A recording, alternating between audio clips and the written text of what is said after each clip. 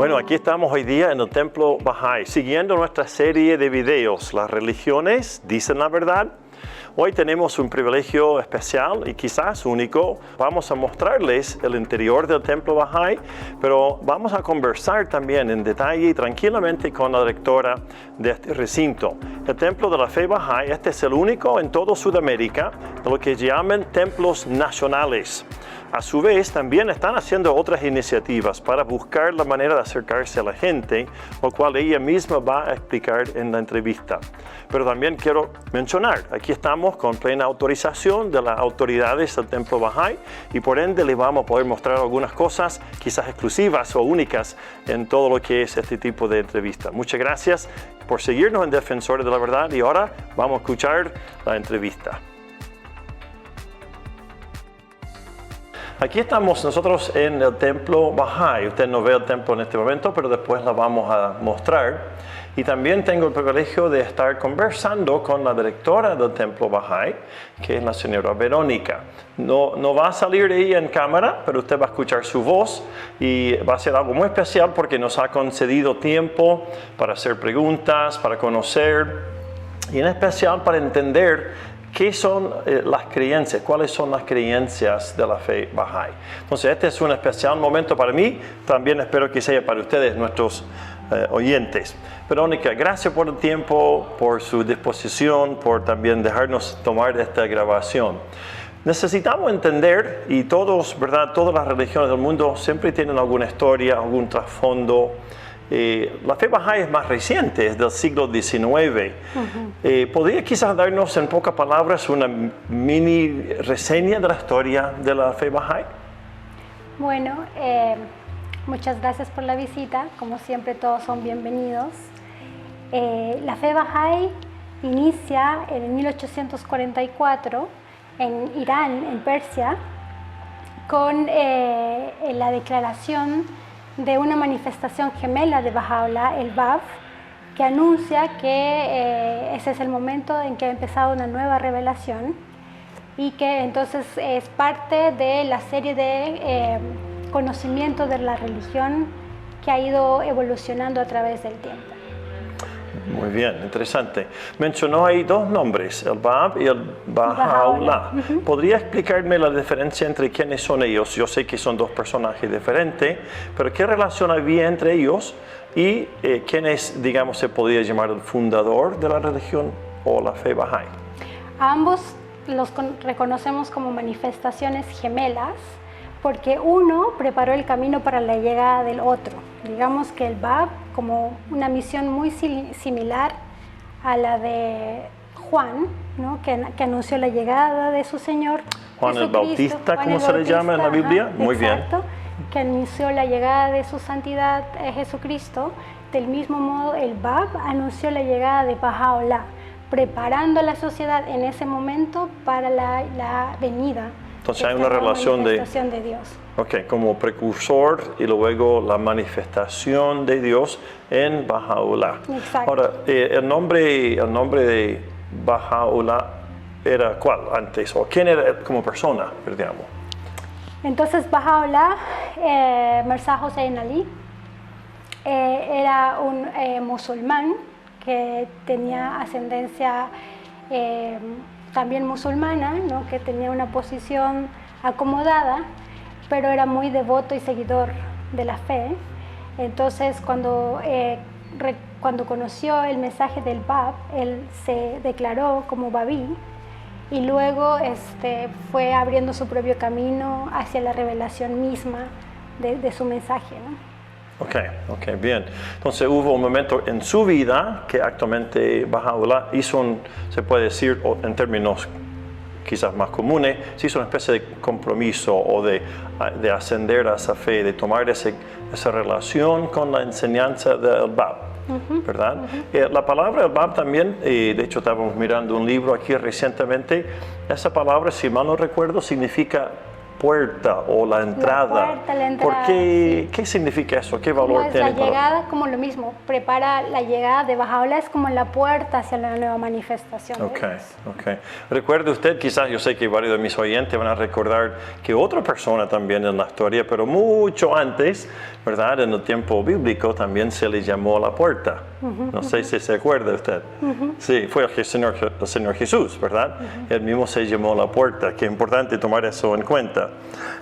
Lo cual obviamente tiene que, en cierta manera, ¿verdad?, ser evaluado de acuerdo a lo que Jesús enseñó y lo que Él también enseñó. A ver, entonces, ¿cómo deberíamos nosotros mirarle al Baha'u'lláh en cuanto a su credibilidad o su confianza?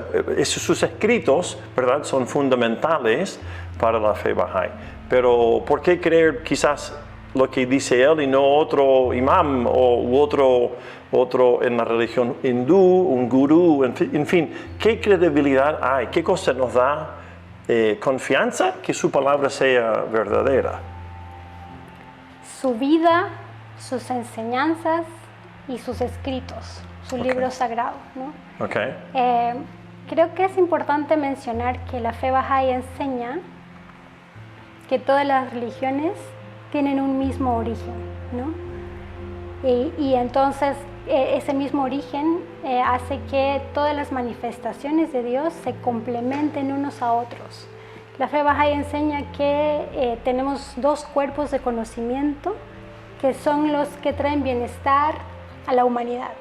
El cuerpo del conocimiento de las ciencias y el cuerpo del conocimiento de las religiones.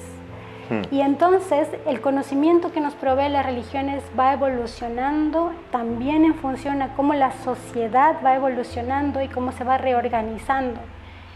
Entonces las manifestaciones de Dios se complementan, su mensaje es complementario, de hecho no se contradicen en las enseñanzas espirituales, de hablar de la importancia de cultivar el espíritu, de cultivar la bondad, de cultivar un compromiso con el bienestar de los demás. Lo que cambia un poquito entre revelación y revelación realmente son las enseñanzas sociales, porque no son las mismas enseñanzas de hace miles de años, porque respondía a una forma de organización de clan, de familia, de tribu, a unas enseñanzas sociales de una sociedad que está mucho más interconectada. Entonces, en ese sentido, todas las religiones se complementan, tienen un mismo origen, una misma fuente de luz, un conocimiento que se complementa, ¿no? Entonces, en ese sentido, nosotros reconocemos en Baha'u'lláh el mensaje también de los otros mensajeros, como de su santidad Jesucristo, de Mohammed, del Buda, ¿no? Que ellos han ido como trayendo las enseñanzas que han hecho avanzar la civilización y que entonces todos han prometido un retorno, ¿no? Baha'u'lláh en sí significa la gloria de Dios. Eso es importante saber. Sí, yo había leído eso, la gloria de Dios significa. Entonces, Baha'u'lláh tiene un libro sagrado, ¿no? También tiene un proceso de manifestación de su propia revelación, tiene una vida, digamos, desde muy joven con conocimiento innato y que ha sido reconocido como el padre de los pobres. Entonces que incluso pasó también por encarcelamiento, persecución, privaciones, sufrimientos. Entonces todo eso hace que entonces nosotros lo reconozcamos como una manifestación de Dios, como las otras manifestaciones de Dios. La palabra interesante ahí que usa Verónica es manifestación, ¿verdad? La palabra manifestación también tiene una similitud en la palabra de Dios en la Biblia, pero se llama revelación o aparición. Sin embargo, en la Biblia las apariciones nuevamente son ángeles, mensajeros. La palabra o el nombre Baha'u'lláh no tiene nada que ver con mensajero, ¿verdad? ¿O sí? ¿O es más bien refiriéndose a gloria, no el medio? ¿Me explico? ¿O estoy entendiéndolo mal? Explíqueme un poquito más qué significa ser mensajero. Ser mensajero es como traer la voluntad de Dios para la humanidad, ¿no? Pero también es una revelación, también se puede decir que es una de las revelaciones que trae el nuevo conocimiento para la sociedad. Ahí mencionó, por ejemplo, como ejemplos a Jesús, a Mahoma, a Buda o a Baha'u'lláh también. Ahora, eso sería importante obviamente entenderlo, ya que los mensajes de cada uno en particular, no sé mucho de Buda, pero sí sé mucho de Mahoma, he estudiado mucho y más de Jesús, por cierto. Entonces, la revelación que cada uno da en muchos sentidos tiene diferencias, pero usted dice que hay cosas en común que significa una misma fuente, una cosa así. Ya, ok, entonces estoy entendiendo, gracias. Entonces, puesto que Baha'u'lláh y también el Bab, ellos ambos estaban en una cultura musulmana, ¿verdad? Es decir, en persa, en una cultura pérsica, en Irán, hay ciertas raíces ahí. ¿Se practica la fe Bahá'í en Irán o en el Medio Oriente? O si no, ¿por qué? ¿O cómo sería? Tenemos una comunidad Bahá'í importante en Irán, pero es importante mencionar que los Bahá'ís en Irán son perseguidos por una corriente específica de musulmanes, porque usted sabe que en Irán tenemos muchos problemas con la libertad de creencias, entonces, y que no, digamos, no se puede extender a todos los musulmanes, sino que son ciertos como grupos más tradicionales que tienen cierto poder y que entonces persiguen a todos aquellos que no creen lo mismo. Entonces la fe Bahá'í en Irán es una fe Bahá'í perseguida, ¿no? Los creyentes en Irán no tienen acceso a educación, no tienen acceso a trabajo y hay una serie de otras opresiones en Irán mismo, ¿no? No sé si contesté su pregunta. Sí, más bien para entender, claro, qué función tiene en la cultura iraní hoy en día. Yo sabía, justamente leí, creo que también algo se menciona en la página web, no me acuerdo bien, de la fe Bahá'í en Chile, que hay una persecución. Claro que no es de sorprenderse porque también los cristianos, los judíos, los budistas y otros también en Irán son perseguidos. Así que entiendo eso perfectamente. Más bien entender cómo la fe Bahá'í mira a sus raíces. Pero cambiemos de tema un poquito, no mirando tanto atrás, sino que pensando más hoy en día lo que hace la fe Bahá'í. ¿Qué rol tiene o qué importancia tiene la Biblia, por ejemplo, la Biblia cristiana, en cuanto a entender la vida o en cuanto a entender la relación con Dios? ¿Alguna relación, alguna importancia? Claro, todos los libros sagrados, como le decía, todas las religiones para la fe Bahá'í son complementarias. Entonces, todas tienen la verdad. Todas nos enseñan acerca de nuestra naturaleza espiritual, ¿no? De nuestro propósito elevado, que es conocer y adorar a Dios.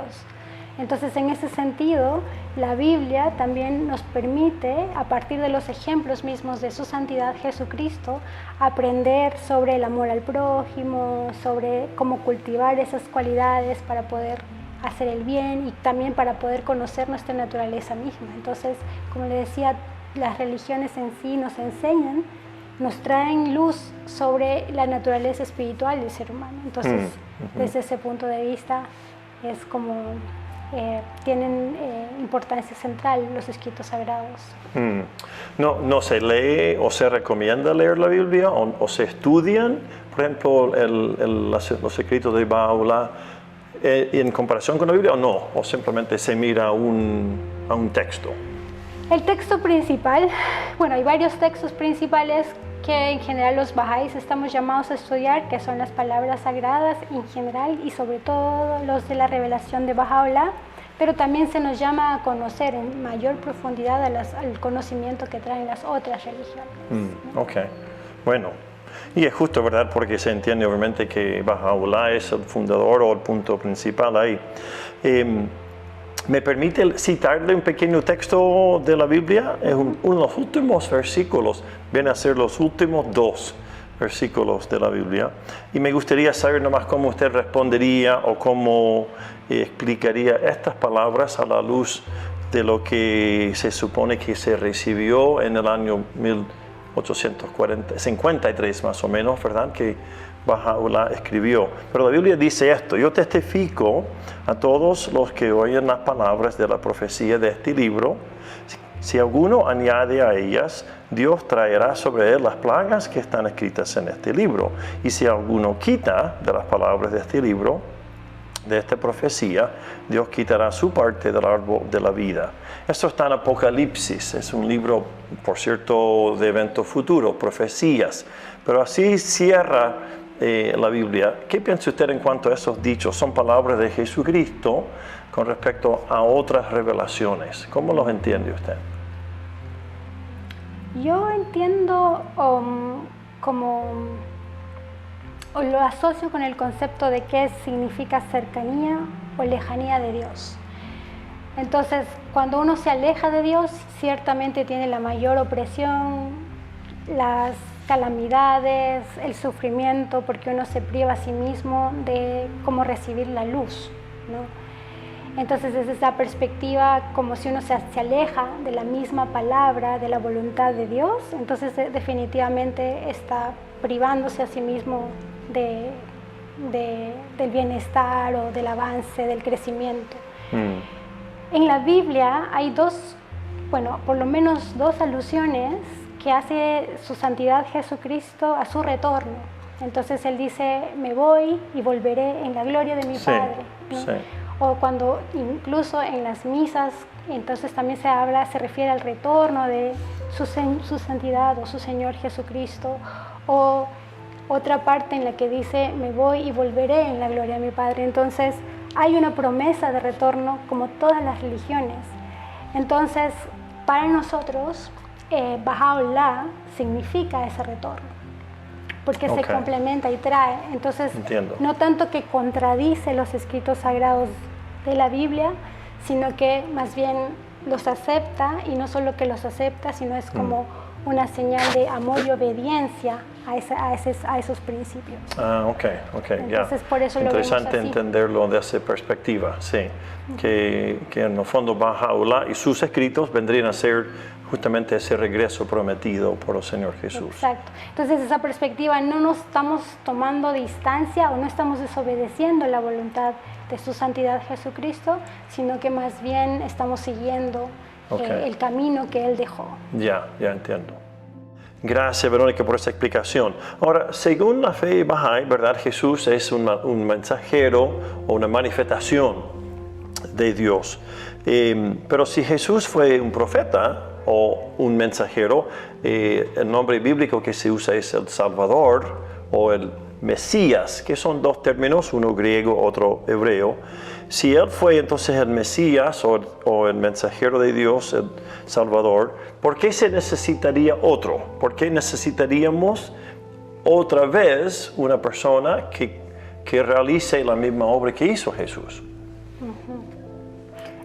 Yo creo que esa respuesta la podemos encontrar en la misma promesa que Él hizo, del retorno, ¿no?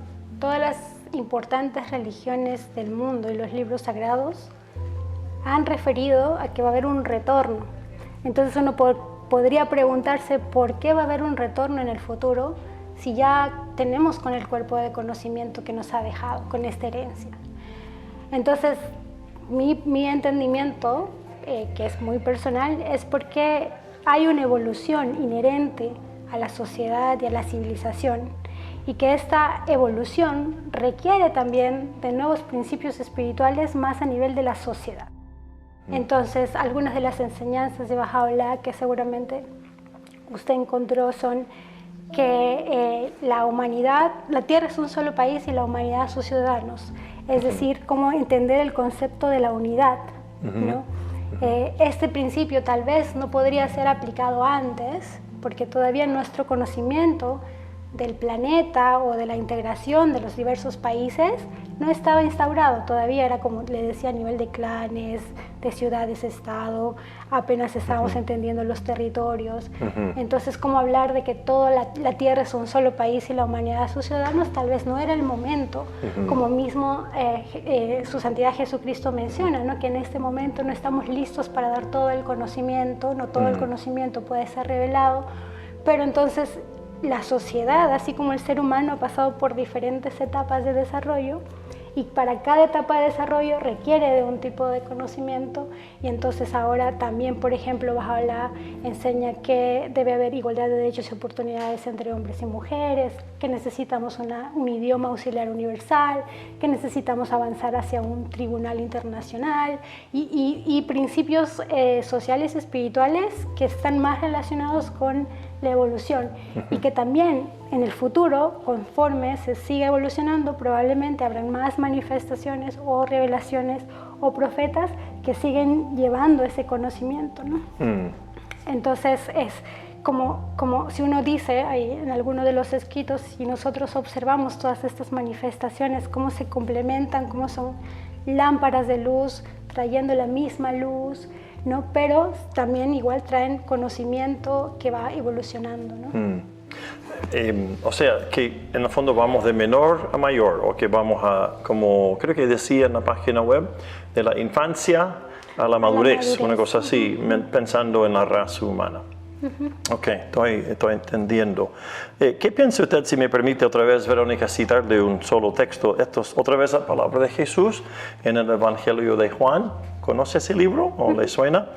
En donde Jesús dice lo siguiente: Dios no envió a su Hijo al mundo para juzgar al mundo, sino para que el mundo sea salvo por él. El que cree en él no es condenado, pero el que no cree ya ha sido condenado porque no ha creído en el nombre del unigénito Hijo de Dios. Dos cosas ahí. Número uno, ¿ustedes en la fe Bahá'í entienden la diferencia entre mensajero versus Hijo de Dios? Eso es una frase muy bíblica, ¿verdad? Muy repetida. Y segunda cosa importante es la importancia de entender creer en Él. ¿A qué se refiere con creer en Él? Aquí yo sé que no le cité este versículo, Verónica, le estoy pillando sobre la marcha. Si no quiere comentar, no tiene que hacerlo. Pero ¿qué piensa, qué entiende usted de este versículo que cité? Como le decía, para nosotros creer en Baha'u'lláh es creer también en Jesucristo. No es como negarlo, no es como decir que Jesucristo no tiene una estación y posición especial, sino más bien es como reivindicar su misión y seguir como la voluntad de Jesucristo, ¿no? Entonces no estamos como diciendo, no, ya Jesucristo no tiene importancia, no tiene una relevancia social, sino que realmente Él dedicó su vida por el bienestar de la humanidad y yo creo profundamente que lo logró. Yo soy alguien que ama profundamente a su santidad Jesucristo y que de hecho sus enseñanzas sirvieron también para poder yo seguir el camino de la fe Bahá'í. Los títulos asociados están mi comprensión es que los títulos están asociados con la misión misma de cada manifestación de Dios. Abraham era conocido como aquel que conversó con Dios, ¿no? Su santidad Jesucristo como el Hijo de Dios, Baha'u'lláh como la gloria de Dios. Entonces son títulos y nombres que hacen justicia a la etapa o a lo que están representando para la humanidad y la autoridad que tienen también para la humanidad desde su misión misma, ¿no? Entonces es así como... Okay. Al menos yo lo entiendo. Okay. ¿No? Sí, gracias. Sí, sería muy interesante quizás en una conversación posterior también indagar un poquito en qué dijo no solamente Jesús de sí mismo, pero qué fue la enseñanza de la iglesia. Recuerde que obviamente Él prometió fundar una iglesia, la que se llama con su nombre, la iglesia cristiana. Y la iglesia cristiana tiene no solamente los evangelios, pero hay 13 cartas más que fueron entregadas por los apóstoles. Entonces, ellos también escribieron mucho por los próximos casi 80 años, 70 años, sobre quién era Jesús y qué se entendía con respecto a su misión, ¿verdad? Pero veo cómo lo están tratando, digamos, como de parte de la fe Bahá'í. ¿Es razonable entonces, qué piensa usted, Verónica? ¿Es razonable pensar que el Padre Celestial o el Padre Eterno, o nombre que se le quiere llamar, cambie de parecer respecto a alguno de sus mensajeros? Un ejemplo, se piensa también en la fe musulmana que Adán, que Noé, que Abraham, etc., lo que llamamos en la fe cristiana los patriarcas, fueron mensajeros, al igual que Jesús. Eso piensa en la fe musulmana. Son profetas, todos son profetas, desde Adán hasta Jesús y luego Mahoma. Sin embargo, los dichos, tanto de Adán, muestran más bien la rebelión contra Dios. Noé fue un hombre de fe, pero que luego se emborrachó y tuvo relación con sus propias nueras. los profetas son personas fallidas, ¿verdad? Abraham igual también mintió sobre su esposa Sara 2 veces, no una. En fin, los mensajeros representaban más la búsqueda de Dios, pero en cambio Jesús es enviado por Dios, por eso se le llama el Hijo Unigénito. Entonces, en su entendimiento, otra vez Verónica, ¿cómo se concilia la manera que Dios habla de Jesucristo versus cómo habla de los demás mensajeros o profetas? ¿Cómo se concilia? O cómo se entiende que sean ellos, son hombres, ¿verdad? Jesús no fue un mero hombre, fue nacido concebido de manera milagrosa, ¿verdad? Y nacido de una virgen, a diferencia que Noé o Abraham o los demás profetas, o inclusive Mahoma, y seguramente también también nació de madre y padre. Jesús no tuvo padre terrenal, más bien fue concebido por el Espíritu Santo. O sea, desde su inicio, ¿verdad? Es otro tipo de palabra de Dios. De hecho, se le llama el logos, o la palabra misma. La palabra logos es un término antiguo, tiene muchas raíces en el griego, pero no hay que perderse en eso. Tiene que ver básicamente con la palabra, la revelación de Dios, pero en cuanto a la sabiduría de Dios, o si se quiere, la verdad de Dios. Así, llamarle a Jesús logos no es lo mismo como llamarlo mensajero, por ejemplo. ¿Cómo se entiende esa diferencia?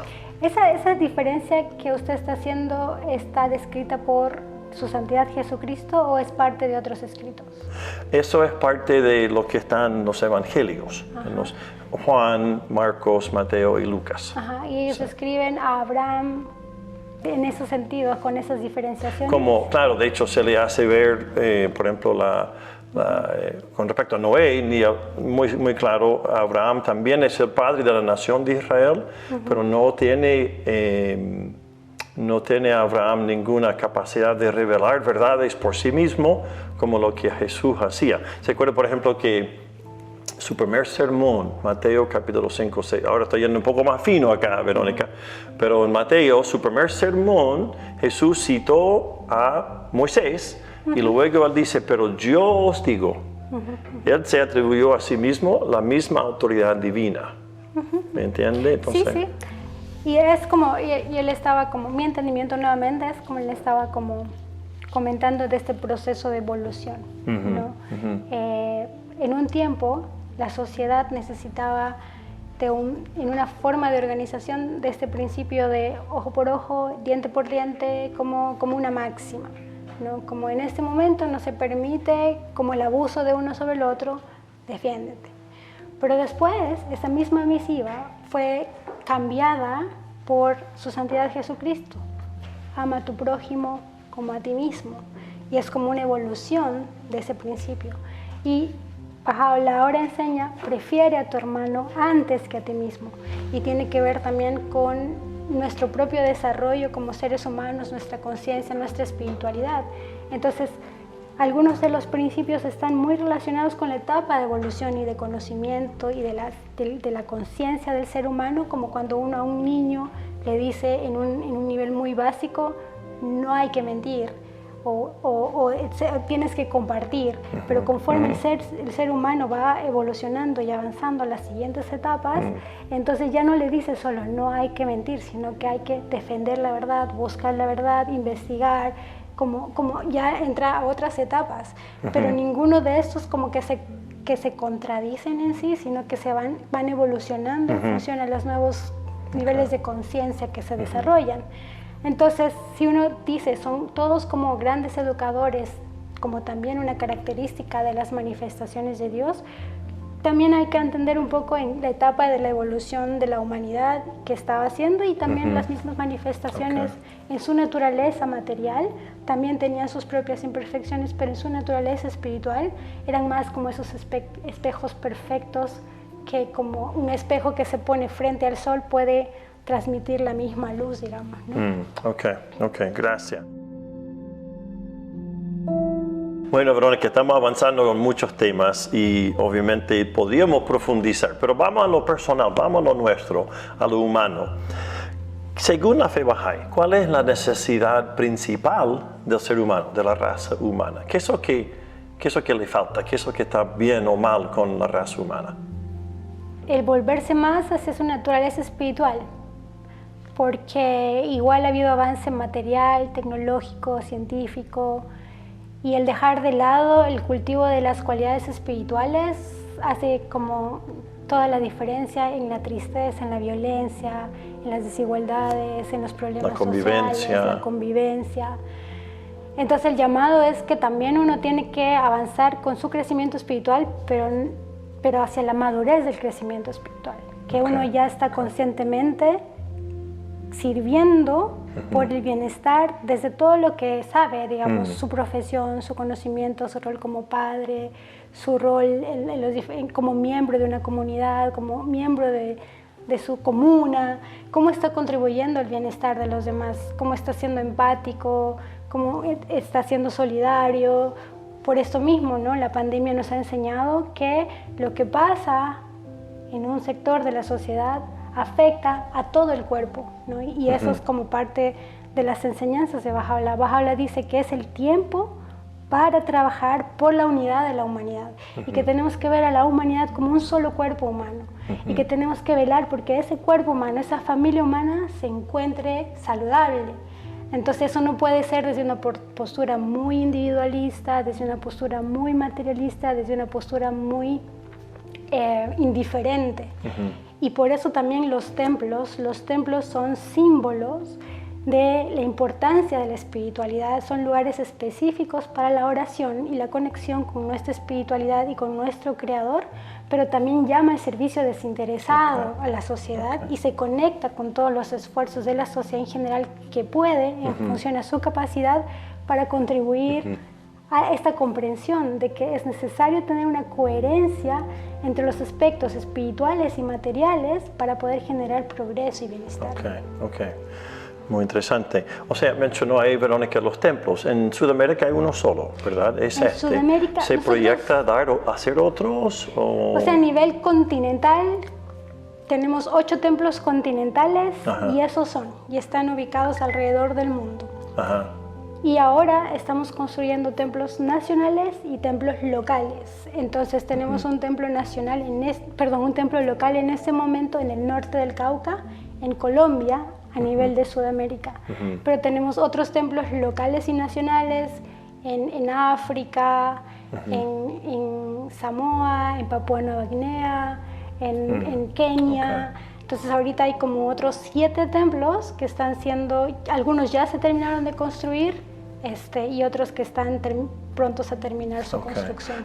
Según leí en la página web, el templo obviamente es un lugar para buscar fortalecer la espiritualidad. No estoy diciéndolo exactamente como estaba en la página, pero el templo siendo solamente continental versus luego local, aunque obviamente la meta es unidad. De hecho, recuerdo haber leído acá en el templo, como estuvimos aquí hace 2 días, una frase que dice, a ver si la cito bien, la luz de la unidad es suficiente, más o menos, la luz de la unidad es suficiente para iluminar toda la tierra, una cosa así.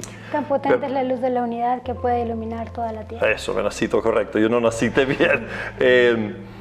Esa unidad no se lograría mejor con más centros cercanos, con más cercanía porque una de las cosas que yo soy de Peñalolén, yo vivo en esta comuna y siempre me extrañó que está tan lejos de la gente. ¿No sería más fácil lograr esa unidad teniendo centros al nivel de cada persona, ciudad, por lo menos región, no sé? Están los 2 procesos. De hecho, los templos locales que están siendo construidos actualmente responden a unas dinámicas más locales en las que cientos de amigos están participando de programas de oraciones, clases de niños, grupos prejuveniles, círculos de estudio, con otras dinámicas. En Peñalolén en particular nosotros tenemos enfoques en algunos espacios, pero también como comunidad Bahá'í de Peñalolén tenemos nuestras propias reuniones en la comunidad, en la sede local y también en algunos barrios en los que estamos trabajando enfocadamente con procesos, programas educativos que están abiertos a todos, no solo para los Bahá'ís. La educación, recuerda, es uno de los objetivos específicos que tiene también la fe Bahá'í, que quiere lograr alrededor del mundo. Bueno, quizás con esto cerrando un poco, Verónica, y agradezco otra vez su tiempo. ¿El hombre o las personas necesitamos ser cambiados o estamos bien como estamos? ¿Y en qué necesitamos ser cambiados o cómo? Es decir, ¿hay algo más allá de espiritualidad, algo más que falta, alguna necesidad, algún problema que tenemos que resolver? ¿Qué piensas según la fe Bahá'í? El punto de partida que dice la fe Bahá'í, y creo que es complementaria con las demás religiones, es que el ser humano es noble por naturaleza. Y que entonces su propósito en esta vida es alcanzar lo más posible y las metas elevadas y lograr con desarrollar su nobleza en todas sus potencialidades y capacidades. Entonces, no hay mayor honor y distinción para el ser humano que el convertirse en un ser de bien para la sociedad, ¿no? En el servir a su prójimo, es lo que dicen los escritos sagrados.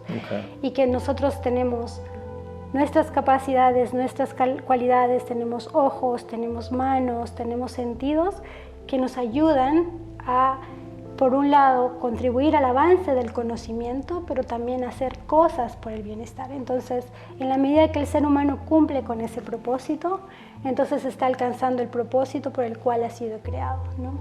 Nosotros tenemos una oración obligatoria, que es una de las versiones de las oraciones obligatorias que hacemos al mediodía, que dice, atestigo en este momento de mi impotencia y tu poder, de mi pobreza y tu riqueza, y de que he sido creado para conocerte y adorarte.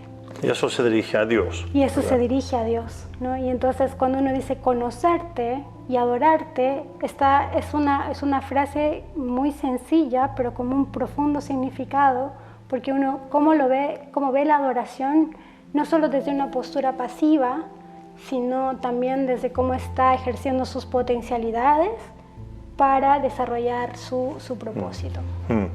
Bueno, agradezco, Verónica, todas estas enseñanzas que me ha dado. Ha sido como una mini clase, ¿verdad? Y sin haber preparado, no le di mucho aviso, así que tengo que decir que lo hizo muy bien. Gracias por también dejarnos ocupar este espacio, por recibirnos. Nuestra intención en nuestro trabajo es enseñar, ¿verdad? Enseñar la verdad, aclarar qué es verdad, qué no es verdad, buscar la verdad eterna. Y nosotros creímos, solamente para cerrar, que justamente esa verdad es posible conocerla a través de la palabra de Dios, a través de lo que Él reveló, pero específicamente tomando en cuenta que Dios, por toda la eternidad, ha tenido el mismo plan, y es que el hombre vuelva a Él, que las personas volvamos a Él de nuestro estado de indiferencia, de pecaminosidad, de egoísmo y también de individualismo. Él justamente quiere cambiarnos desde adentro hacia afuera. Y eso lo hace a través de que cuando su hijo murió en mi lugar. A diferencia de lo que yo haga para acercarme, Jesús hizo todo que yo no pueda hacer. Y esa es la razón que Él pasó por todo ese proceso de la crucifixión, la sepultura y luego la resurrección. Cosa que hasta donde yo sepa, ninguna otra religión del mundo mantiene o enseña que su fundador no solamente les amó y les enseñó, pero que según la palabra de Dios, Jesús nos amó a tal punto que murió en nuestro lugar y luego de resucitar nos ofrece vida eterna. Entonces, esa necesidad es universal, creemos, y por ende es clave entender qué hace Jesús en esa función. Terminando nuestro recorrido aquí en el Templo Bahá'í de Peñalolén, hemos visto muchas cosas y hemos tenido una conversación extensa con la directora. No alcanzamos a hacerle todas las preguntas que hubiésemos querido, pero una de las cosas más importantes es cómo entienden los dichos de Jesús, el Señor Jesucristo, a la luz de los dichos de su fundador, el Baha'u'lláh. Él es la autoridad para ellos. Es la nueva revelación, es la revelación progresiva en cierta forma o evolucionada. Por ende, es la verdad más reciente. Sin embargo, para poder aceptar los dichos de Jesús, cualquiera de ellos tendría que, esa persona, cualquier persona de la fe Bahá'í, que rechazar todos los dichos de Jesús. Porque Él dijo en Juan capítulo 10, mis ovejas oyen mi voz y yo las conozco y me siguen. Y yo les doy vida eterna y jamás perecerán y nadie les arrebatará de mi mano. Jesús apeló a su autoridad de salvar a través de dar la vida eterna, cosa que el fundador del Bahá'í, el Baha'u'lláh, no hace, no promete, ni tampoco puede dar. Así que ahora que ya conoce directamente de su boca, de la directora del Templo Bahá'í, ahora ya puede usted evaluar y también decidir si acaso es verdadera o no lo que las religiones enseñan. Así que cuando se acerca a alguien o se le acerca a usted una persona de la fe Bahá'í, podría ocupar estas preguntas, algunas o todas ellas, para ayudarle a entender y ayudarle a su vez a mostrarle dónde está el error en su conocimiento. Primero, si la fe Bahá'í es la verdadera y es la más pura o la correcta, entonces, ¿cómo es que todos los que tienen que unirse a la fe Bahá'í, sean hindúes, sean musulmanes, sean mormones, sean cristianos, sean lo que sean, tienen que dejar de lado sus creencias anteriores? Cosa que el Bahá'í no hace. Esa es una buena pregunta. ¿Por qué tienen que dejar de lado ellos sus credos y no la fe Bahá'í? La segunda pregunta que podría hacerle es, si Baha'u'lláh es el mensajero de Dios, ¿quién sabe o cómo se sabe que no habrá otro que venga más adelante que corrija todo lo que la fe Bahá'í está enseñando? Una segunda pregunta. Y la tercera pregunta, quizás la más importante. Ellos buscan a través de la fe Bahá'í conseguir o entregar o de alguna manera facilitar la paz mundial.